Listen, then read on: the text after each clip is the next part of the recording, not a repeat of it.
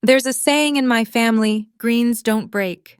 My name is Layla Green, and our picture-perfect small-town Christmas was built on that lie. I was the good daughter, the one who ran the local charity, the one who believed in our traditions.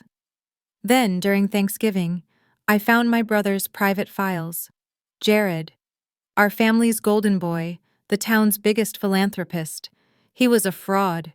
He was systematically draining our family trust, but worse, he was stealing from the charities I dedicate my life to. Now I have a choice. Do I protect my family's name? Or do I protect the entire town from the man I once trusted most? Like, share, comment, and subscribe to our channel. We always appreciate the time you spent here with us.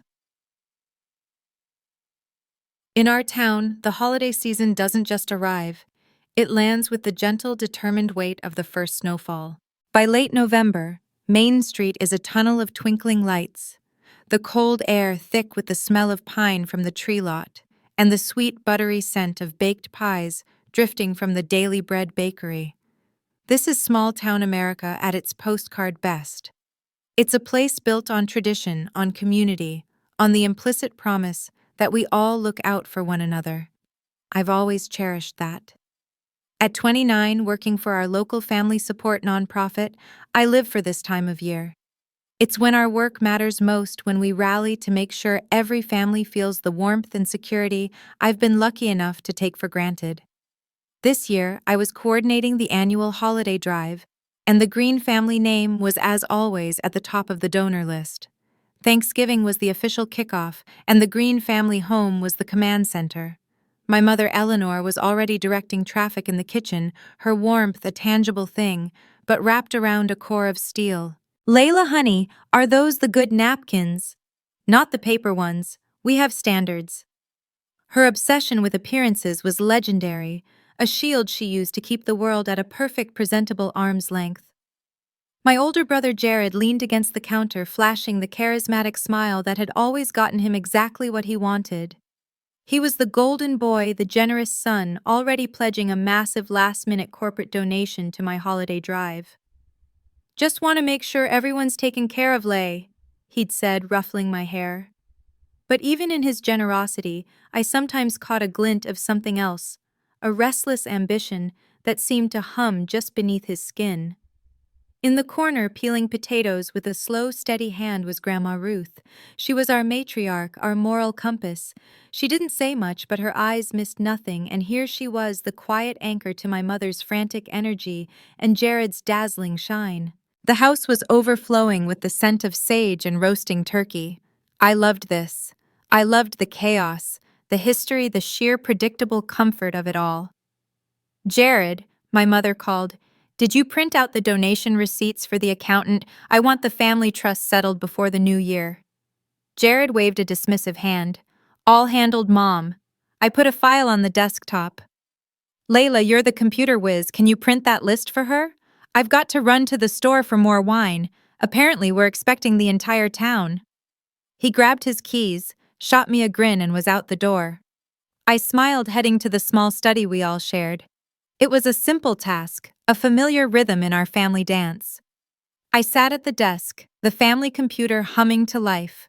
A folder labeled Green Family Trust 2023 sat right on the desktop. I opened it. Inside wasn't just a simple printout. It was a mess of subfolders. My stomach gave a small, nervous lurch. This was Jared's domain, usually so organized. I clicked on a folder labeled Donations, expecting to see the confirmation for my own nonprofit. Instead, I saw a string of emails, transfers, lots of them. But they weren't going to the local charities. They were going to an offshore account. My breath hitched. This had to be a mistake. A holding account. I clicked another email. It was from Jared to his financial advisor, dated 3 weeks ago. Need to liquidate the holiday fund. An opportunity came up. We'll make it back tenfold before EOY, no one will be the wiser. The holiday fund. That was the money earmarked for my drive, for the food bank, for the children's gift program. I felt the blood drain from my face, the smell of the roasting turkey suddenly making me sick. I clicked back frantic now. I found another folder. Receipts. It wasn't receipts for charity.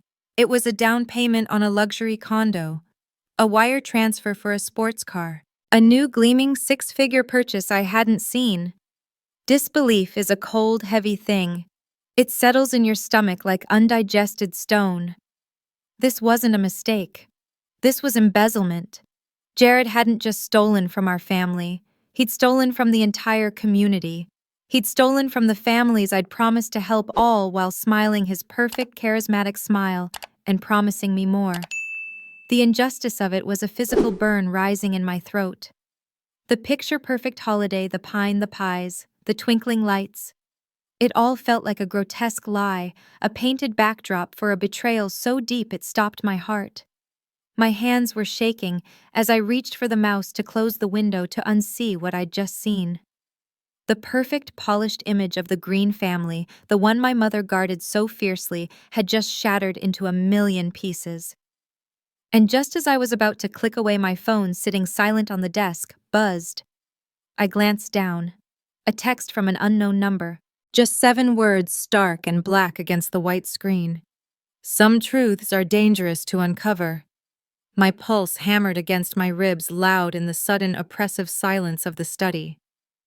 Some truths are dangerous to uncover. I slammed the laptop shut, the click sharp and violent. I shoved my phone deep into my pocket, my hand trembling so badly I could barely grip it. It had to be Jared, or someone connected to him. He knew I was in here. He knew my mother had sent me to print that file. Had he left that folder open on purpose? Was it arrogance, or was it a trap? I felt a cold dread creep up my spine. I walked back to the dining room, the rich, savory smells of the Thanksgiving feast now turning my stomach. Every laugh, every polite murmur, every clink of silverware against my mother's good china felt like a grotesque performance. I was an unwilling actress in a play I just discovered was a tragedy. I took my seat. Jared was back, leaning in, pouring a deep red wine for Grandma Ruth. "Only the best for the Greens," he announced, that million-dollar smile firmly in place. My mother beamed. "That's my boy, always so generous." I felt a hot metallic taste of anger in my mouth. I looked at him, really looked at him. The perfectly casual cashmere sweater, the gleaming watch I now knew was bought with stolen funds. Stolen from us. Stolen from the families I was trying to feed. "Jared," I said, my voice coming out tighter and colder than I intended. The table chatter quieted. "I was just looking at the donation files. The numbers. They seem different from the pledges you mentioned for my holiday drive." His smile didn't waver, but his eyes went flat. It was a shift so fast, so subtle, that if I hadn't been looking for it, I would have missed it. Accounting, Layla. Boring holiday talk." He deflected, his tone light. "It's all just moving parts spreadsheets. Trust me, it's all handled." My mother immediately jumped in. "Layla, honestly, it's Thanksgiving. Let your brother handle the finances. He knows what he's doing. Protect the harmony. Maintain the appearance." I wanted to scream. I looked at Grandma Ruth, who was watching me over the rim of her wineglass, her gaze sharp and penetrating. But she said nothing. The rest of the dinner was a blur of suffocating tension. I felt trapped between my loyalty to the family I thought I had and the sickening righteous anger at the man sitting right next to me. This wasn't just ambition. This was rot festering right under the holiday tablecloth. The next few days were a fog of forced festivity. I went to the nonprofit, my hands shaking as I strung lights on the donation tree. The whole holiday drive felt like a lie, knowing our biggest donor, my own brother, was a thief. At night, I didn't sleep. I waited until I heard the muffled sound of my mother's television click off, until the old house settled into its deep winter silence. Then I'd slip back down to the study. I couldn't risk the shared family computer again. I used my own laptop, my fingers flying across the keys, digging into public records, cross-referencing the account numbers I'd frantically photographed from Jared's emails. The inconsistencies were glaring, sickeningly clever. He'd used the family trust as collateral for a high-risk personal loan, then donate just enough to the local charities to keep his name on their gala invitations, all while pulling 10 times that amount back out through shell companies disguised as administrative fees or consulting charges. He wasn't just stealing from our family, he was using the entire community as his personal piggy bank. He was preying on their goodwill, on their holiday spirit. He was manipulating the very foundations of our town, our trust in each other. My moral compass was spinning wildly. Every investigative step I took felt like a betrayal of my family, a violation of my mother's desperate plea for harmony. Yet not taking it felt like a betrayal of everything I actually believed in. I was angry, I was heartbroken, and I was deeply, profoundly alone. Who was I protecting? A lie. A perfect Christmas card image that was hollow inside. I avoided Jared, which was suddenly easy. He was swamped with year-end business, always on his phone, always just leaving the room when I entered. The subtle hostility from Thanksgiving had morphed into a calculated avoidance. He knew I knew something. He just didn't know how much. The investigation was a dark, twisting rabbit hole. I felt like I was drowning in frosted lies. Then I found it. It wasn't in the family trust files. It was a county record, public but buried, filed under a holding company I'd learned to recognize. A deed transfer. A receipt. My breath caught in my throat. Jared had purchased a large defunct property just outside town. The old textile mill, a place that had been shuttered for decades, a skeleton on the edge of the woods. But that wasn't the detail that made my stomach drop. I looked at the purchase date. It was 2 days ago, after I'd seen the emails, after that anonymous threatening text. And he hadn't bought it with the embezzled family money. He'd bought it using a lien against my nonprofit, the building where I worked, the building that was supposed to be a safe haven for families. This wasn't just about money anymore. This wasn't just greed. This was leverage. This was a threat. The lien against my nonprofit was a declaration of war. Jared wasn't just stealing. He was holding my life's work hostage. He was telling me without saying a word that he could destroy everything I cared about. This was no longer just about family money. It was a power play, and I was dangerously outmatched. I couldn't fight him with bank statements alone. I needed to understand his network. I needed to know who he was working with. The holiday season, once my favorite time of year, now felt like a suffocating web of hypocrisy. Every carol, every donation bucket, every smiling volunteer seemed to be part of the facade. I started tracing Jared's steps, not just through his finances, but through his life. His calendars, his lunch meetings, his charity appearances. A name I'd seen on a few of the shell company documents kept reappearing: Vincent. Vincent Thorne. To our town, Vincent was Mr. Christmas, a jovial, wealthy local businessman whose company sponsored the Main Street lights and the annual ice skating rink. He was the biggest holiday philanthropist. We had his name etched onto plaques all over town. Seeing his name connected to Jared's dirty money felt like a separate, colder betrayal. I spent a morning parked across from the Daily Bread, nursing a bitter cold coffee, my car heater blasting against the frosted windows. I watched as Jared and Vincent met inside, all smiles and backslapping. They looked like two pillars of the community planning the upcoming Christmas parade. But I could see the cold, calculating efficiency in their body language, the way their heads bent close, their jovial masks slipping the moment they thought no one was watching. They weren't planning a parade, they were dividing the spoils. The sight of them, framed by the bakery's window display of gingerbread men and sugar-dusted wreaths, sent a sharp, painful memory lancing through me. I was 8 years old, and it was the Christmas our father had just left.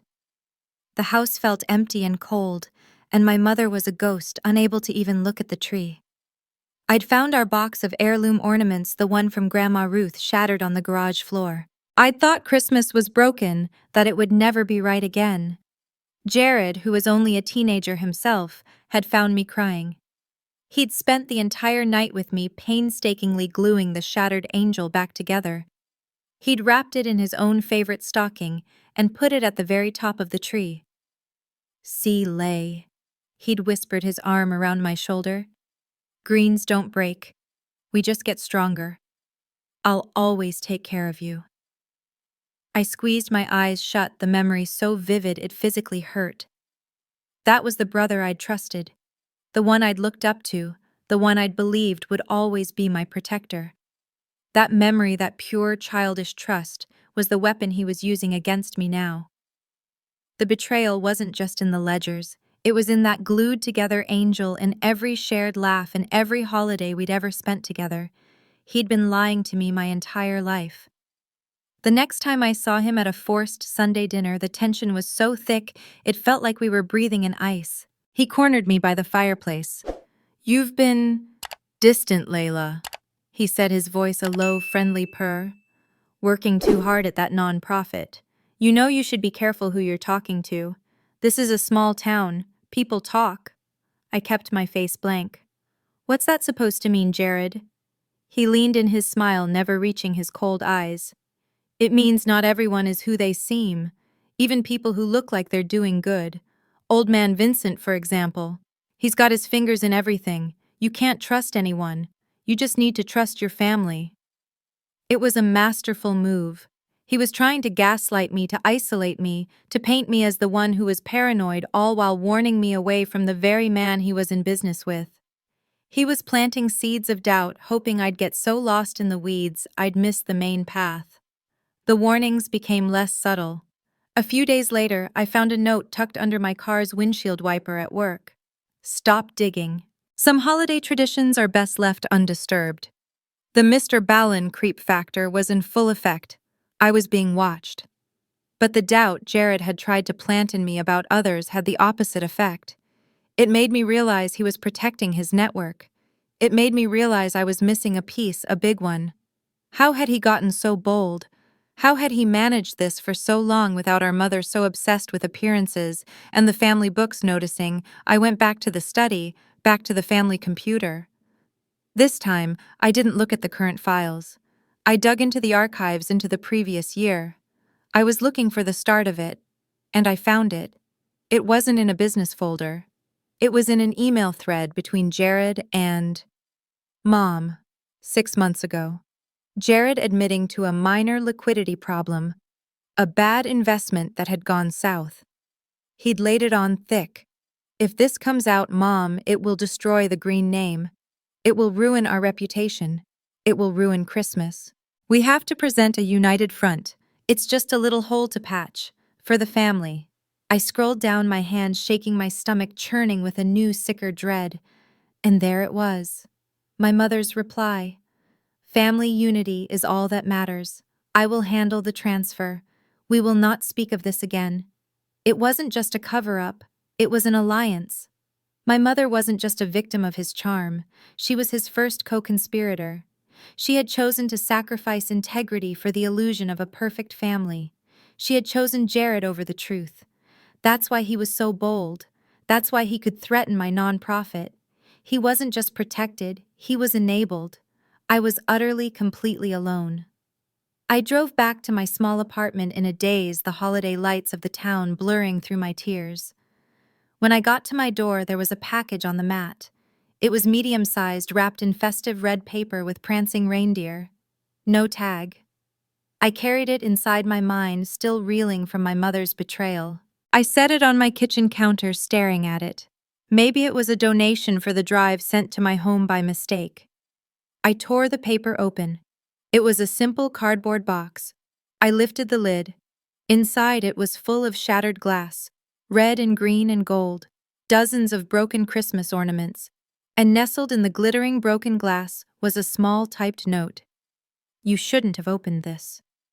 I stared at the box of shattered ornaments, the glittery dust catching the dim light of my apartment. The smell of pine and broken glass. This wasn't a warning. It was a threat wrapped in a memory. It was Jared's way of saying, "I know what you treasure, and I can break it." He thought this would make me back down, make me run and hide, terrified of what he'd do next. He was wrong. The fear was cold and sharp, yes, but something else crystallized with it, a hard diamond-like resolve. The shock was gone. The grief was still there, A dull ache, but it was no longer paralyzing. It was a fuel. He had mistaken my compassion for weakness. Now I would use his own tactics against him. I was done reacting. It was time to get strategic. Jared had warned me about Vincent Thorne trying to paint him as untrustworthy. That was a mistake. It told me Vincent was a weak link. Vincent had a reputation to protect one he'd spent decades building. Mr. Christmas wouldn't want to be seen as the Grinch who helped bankrupt the town. I found Vincent at the ice skating rink he sponsored, observing the families with a proprietary smile. I didn't approach him publicly. I waited, my hands deep in my pockets, the chill seeping into my boots, until he was walking back to his car alone. "Vincent," I called out. He turned surprised, his smile fading when he saw the look on my face. "Layla, a pleasure. Here to check on the holiday drive." "I'm here about the old textile mill," I said, my voice low and flat, no room for pleasantries. His face went pale. "I'm here about the shell companies you and Jared are using to funnel money from the community trust." He looked around frantically, his jovial mask melting into pure panic. "I don't know what you're talking about. Save it." I cut him off. "I have the wire transfers. I know about the lien on my nonprofit. Right now you're a co-conspirator, but Jared is greedy and he's getting sloppy. He's going to get caught. And when he does, he will throw you to the wolves without a second thought. He's my brother and he's threatening me." "What do you think he'll do to you?" I let that hang in the frosty air. "He's using you, Vincent. But you have a way out. You can help me, and I can make sure the DA knows you cooperated." He was breathing hard, his eyes wide. He was a man trapped, and he knew it. He gave me a name, a bookkeeper, a woman named Sarah, who had been let go from Vincent's firm 2 months ago after she started asking too many questions about Jared's accounts. Sarah was terrified. It took me 2 days to get her to meet me in a secluded booth at a diner in the next town over. But when I showed her the broken ornament note, her fear turned to anger. Jared had threatened her too. Threatened her kids, her pension. She went home and came back with a USB drive. "It's everything," she whispered, sliding it across the table. "Ledgers, emails. The real ones, not the doctored books he shows the board. He's been doing this for years, small at first, but he's gotten arrogant." My hands were shaking as I took it. This was it. The irrefutable proof. I spent every night digging through that drive, my resourcefulness sharpened by the adrenaline. I started tracking Jared's holiday business moves in real time. He wasn't just stealing old money, he was making new dirty money. He'd set up a holiday logistics LLC, billing the town council an exorbitant amount for the Christmas parade floats and the Main Street sound system, all of which were services he was subcontracting to his own shell companies at a fraction of the cost. He was grifting the town in broad daylight, using the holiday spirit as his cover. My new proactive stance meant I was no longer just a victim, I was a hunter. And the hunter was planning her strike. It couldn't be a quiet conversation. It couldn't be a letter to the board. That would give him and my mother time to spin it, to bury it, to discredit me. It had to be public. It had to be undeniable. The annual Green family Christmas Eve party. It was the perfect stage. Our family, our friends, the town's leaders, all gathered in one place, celebrating the Green family's generosity. The irony was so thick it was suffocating. But Jared felt the change in me. He must have seen the new steel in my spine. He retaliated. He called one of the most conservative members of my nonprofit's board, suggesting I was emotionally unstable, that I was making accusations, and that he was deeply concerned about my fitness to manage their funds. My boss called me confused, asking why Jared Green was suddenly so interested in my mental health. At home, he doubled down on manipulating our mother, telling her I was bitter, that I was jealous of his success, that I was trying to tear the family apart out of spite. My own mother started looking at me with suspicion, with pity. The isolation was crushing. I'd walk for hours through the snowy streets at night, the festive lights of my neighbors' homes blurring through my frustrated tears. The whole town felt like a lie, a beautiful frosted facade over a dark, rotting core. I was the only one who knew. I was the pariah, the one threatening the picture-perfect holiday, all while battling the guilt that I was about to destroy my own family. I was terrified. But I was more angry than I was scared. I would not let him win. I would not let him destroy my work and my town. I was checking the last of Sarah's files, a folder she'd labeled pending. It was a new account one I hadn't seen before. It took me an hour to trace its origins. It was linked to the Elm Valley Children's Fund, the oldest, most beloved charity in town. I saw a single massive transaction queued up. A transfer out of the Children's Fund, draining it completely. The destination, an offshore account. The transfer was scheduled for 9 a.m. on December 23rd. He was planning to bankrupt the children's charity 2 days before Christmas and disappear. The Christmas Eve party would be too late. The Green family home on Christmas Eve was a masterpiece of deception. From the outside, it was a holiday card come to life, lights twinkling in the falling snow wreaths on every window, the sound of laughter and carols spilling out into the cold night air. Inside, a fire crackled in the grand fireplace, the light dancing off ornaments and glasses of champagne.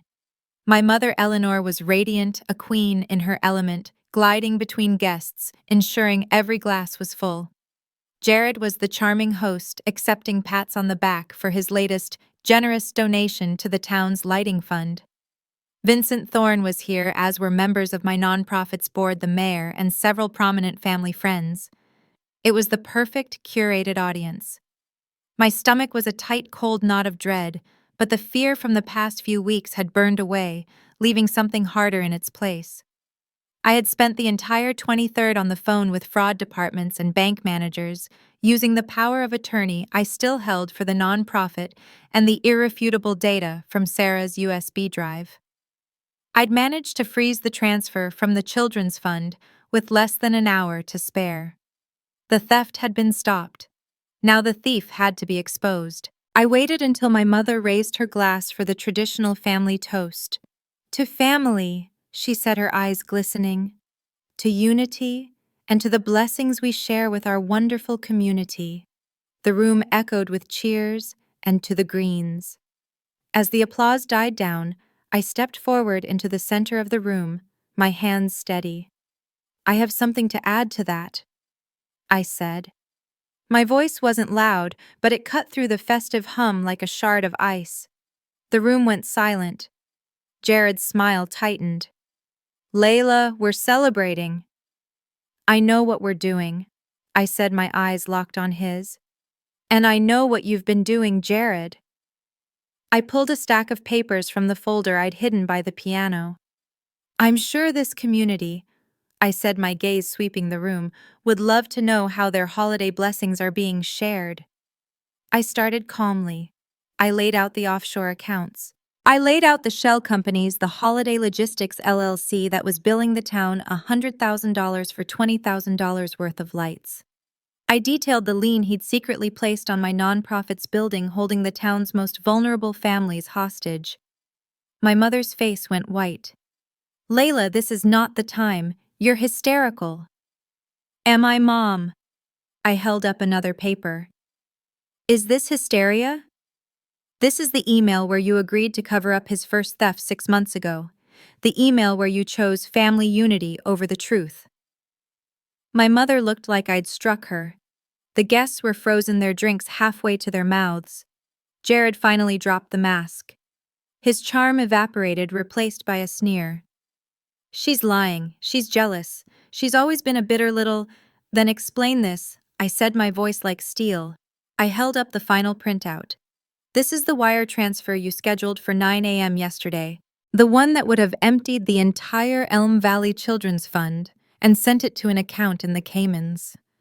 The one I spent 8 hours on the phone to stop. The shock in the room was a physical thing, a sudden vacuum. Vincent Thorne was staring at his shoes. The board members were looking at Jared with dawning horror. Jared looked at me, his face contorted with a rage so pure it was terrifying. You bitch, he hissed. You had no right. I had every right. I shot back, my own anger finally breaking free. You stole from us. You stole from this town. You used our father leaving and Mom's obsession with appearances to feed your own pathological greed. Greed, he roared, laughing a high, sharp sound. You call it greed. I call it what I was owed.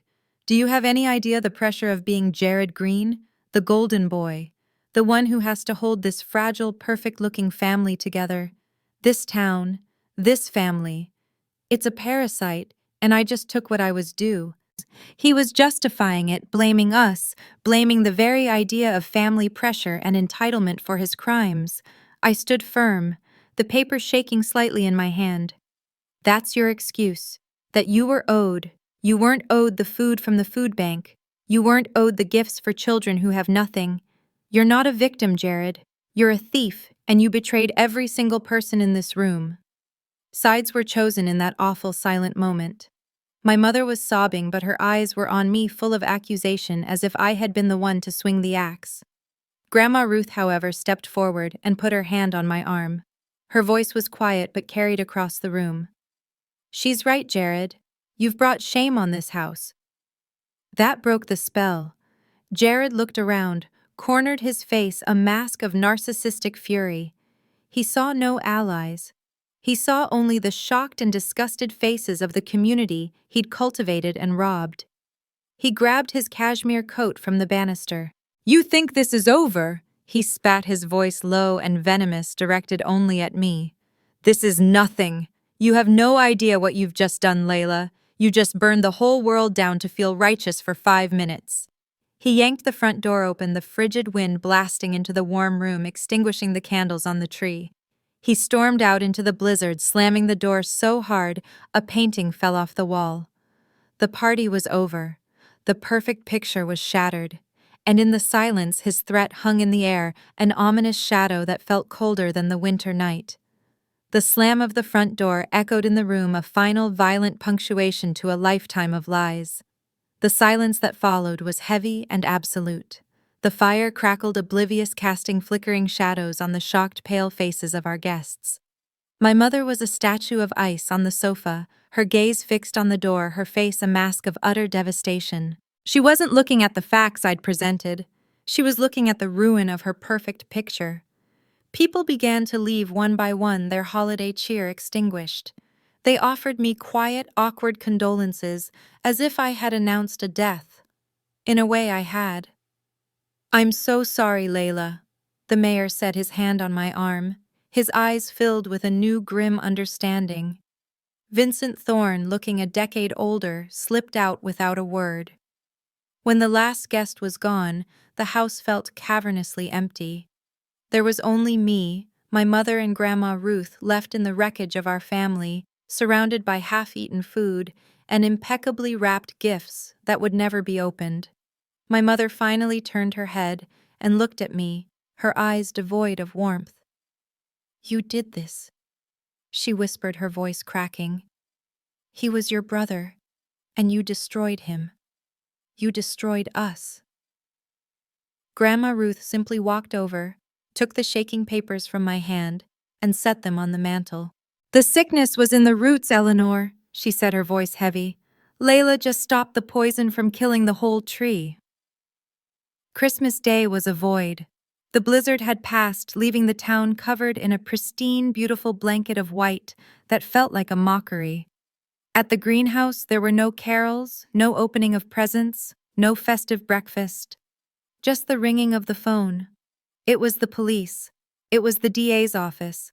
It was the board members from the Children's Fund. The investigation I had started was now a full-blown avalanche.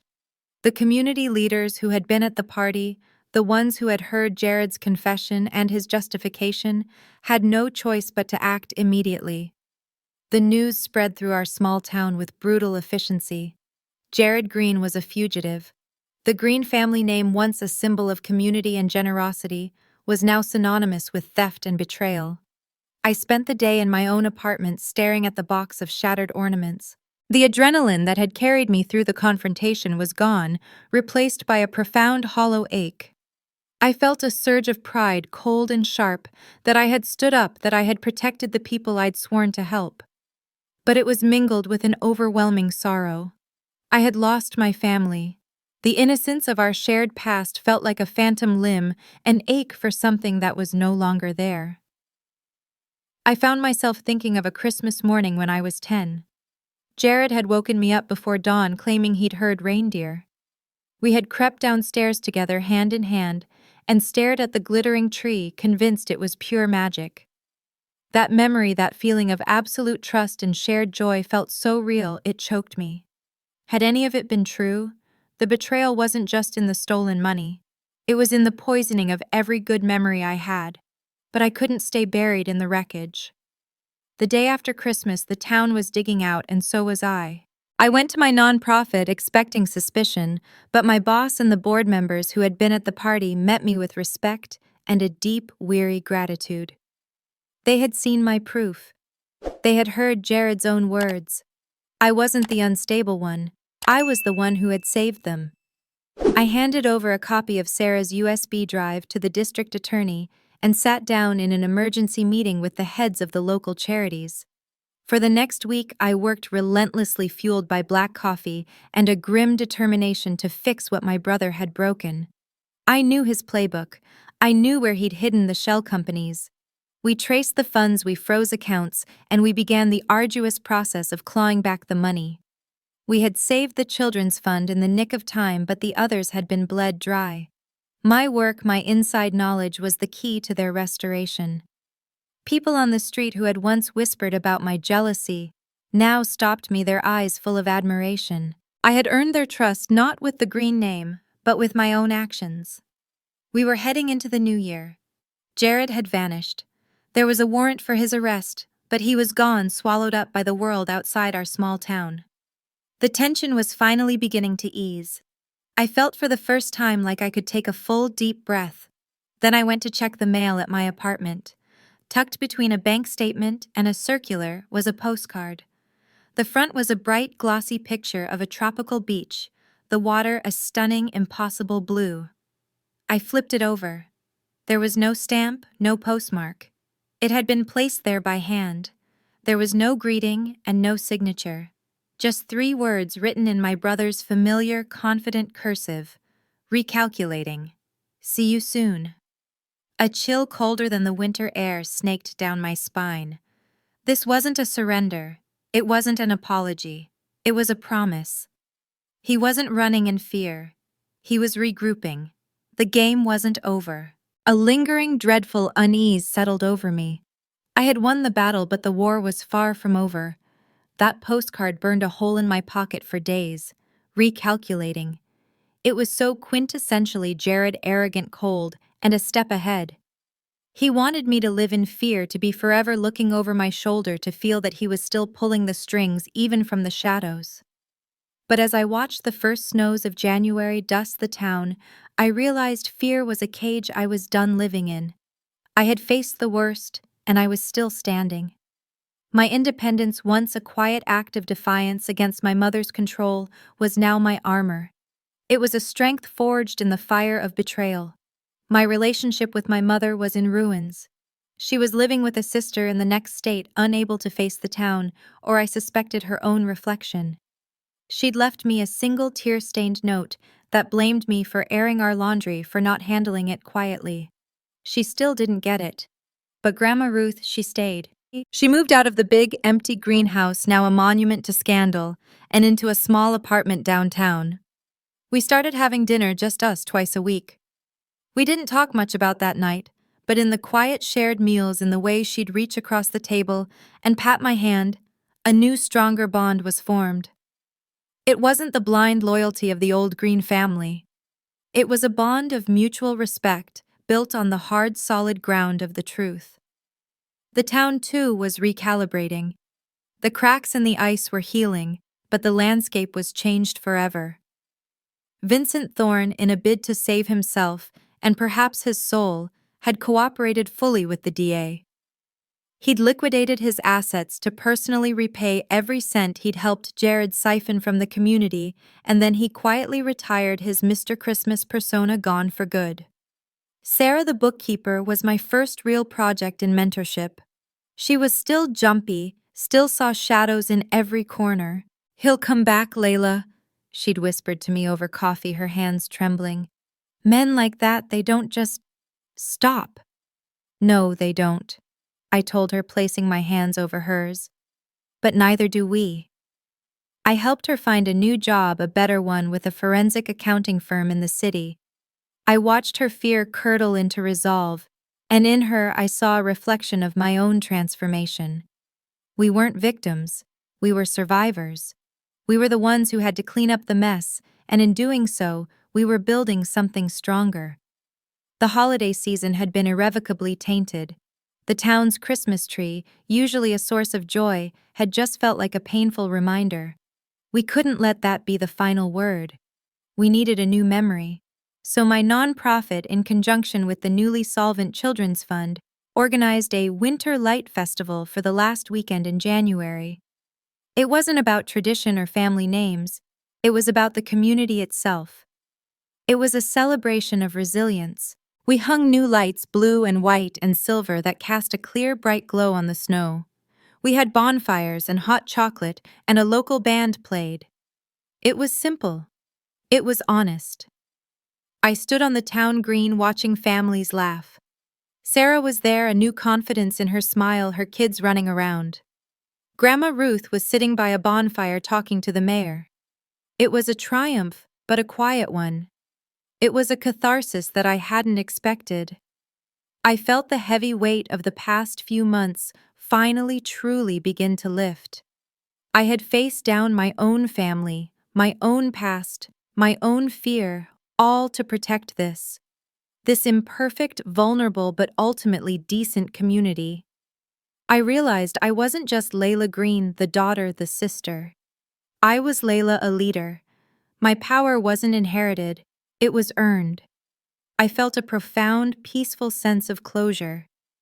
The betrayal was a scar, but it was no longer an open wound. The love I'd had for my brother was for a person who I now realized had never really existed. The brother I'd known was a ghost, a story I'd told myself. I could finally start to mourn him. As I stood there watching the lights reflect on the snow, the DA who was off duty walked over. He looked tired but relieved. "Just wanted to let you know, Layla," he said quietly, sipping his coffee. "We got confirmation from Interpol. Your brother boarded a flight in Zurich to a non-extradition country 2 weeks ago. He's officially gone. The warrant is international, but, for now, he's out of reach." I nodded, a cold prickle running down my spine. It was justice of a sort. He was a wanted man, a fugitive. But as I felt the phantom weight of that postcard in my pocket, I knew the truth. He wasn't just leaving town. He was recalculating. The past wasn't erased. It was just waiting. It's been a year. A full, hard, transformative year. The winter snows have melted and returned, and our town is quiet again, settling in for another Christmas. But it's a different kind of quiet. It's not the suffocating silence of secrets, but the peaceful, settled quiet of a community that has faced its own reflection and chosen to heal. I've learned more about trust in this last year than I did in the 29 that came before. I learned that trust isn't a static, inherited thing like a family heirloom. It's a living, breathing thing that has to be earned, protected, and sometimes rebuilt from the ashes. I learned that resilience isn't about bouncing back to who you were before. It's about being forged into someone new, someone stronger, someone who understands that scars are not a sign of weakness, but a testament to survival. My work at the nonprofit has become my anchor and my purpose. We're thriving, funded not by one wealthy, corrupt family, but by the entire community, by small donations from people who believe in what we do, who believe in me. I've embraced my agency, the simple, profound American ideal that your worth is defined by your actions and your integrity, not by your bloodline. I stood up for what was right, I protected my community, and in doing so, I found my own freedom. I still get letters from my mother. They're thin blue envelopes filled with apologies that aren't really apologies, lamentations for our lost reputation, for the comfort she misses, for the unity I shattered. She still believes the illusion was worth more than the truth. I've learned that betrayal doesn't and can't erase the love you once felt. I can't scrub away the memory of Jared, my childhood protector, the one who glued the angel back together. That love was real to me. But I've learned that you cannot build a future with a ghost, and you cannot build a relationship on a foundation of lies. The betrayal redefined the boundaries forever. My family as I knew it is gone, and I have finally painfully made my peace with that. My future is not about mending the broken shards of the past, it's about building something new and honest. My relationships are stronger now because they're real. My bond with Grandma Ruth is the bedrock of my life, and my connection to my town, to the people I fought for, is a purpose so deep and fulfilling it leaves no room for the hollow bitterness Jared's postcard tried to inflict.